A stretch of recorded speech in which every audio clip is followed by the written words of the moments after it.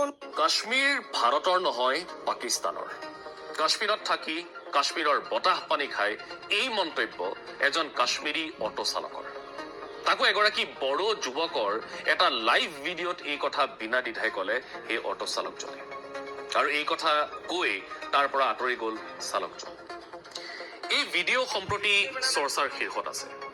Auto চালকজনৰ কথা শুনি আচৰিত হৈ পৰিল এই অসমৰ বড়ো যুৱকজন।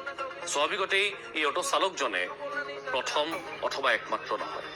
এনে বিচ্ছিন্নতাবাদী চিন্তা আৰু মানসিকতাৰে বহু কাশ্মীৰী যুৱক এতিয়াও আক্ৰান্ত হৈ আছে। তেওঁলোকে পাকিস্তান বিচাৰে, পাকিস্তানৰ অংশ হ'ব বিচাৰে। কিছু নেতিবাচক নেৰেটিভে এই যুৱকসকলৰ মন মগজুক খাই পেলাইছে, বিনষ্ট কৰিছে।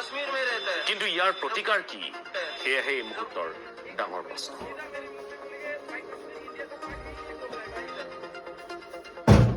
कश्मीर में रहता है। एक आदमी मेरे को सीधा मेरे मुंह पे बोलेंगे भाई कश्मीर इंडिया का पार्ट ही नहीं बोल रहा है भाई। जी वो क्या? हाँ वीडियो नहीं बनाना है, वीडियो नहीं बनाना है। हाँ जी, अरे भाई साहब वीडियो बनाना है। आप कश्मीर में अभी अटैक हुआ है, आप कुछ बोलना चाहोगे इसके बारे में? नहीं बोलना है? क्यों बोलना नहीं चाहता है आप लोग? आप हिंदुस्तान से नहीं है सर? हम इंडिया में कश्मीर में रहते हैं। कश्मीर में रहता है कश्मीर कश्मीर इंडिया का नहीं है, कश्मीर में रहता है। एक आदमी मेरे को सीधा मेरे मुंह पे बोलेंगे भाई कश्मीर इंडिया का पार्ट ही नहीं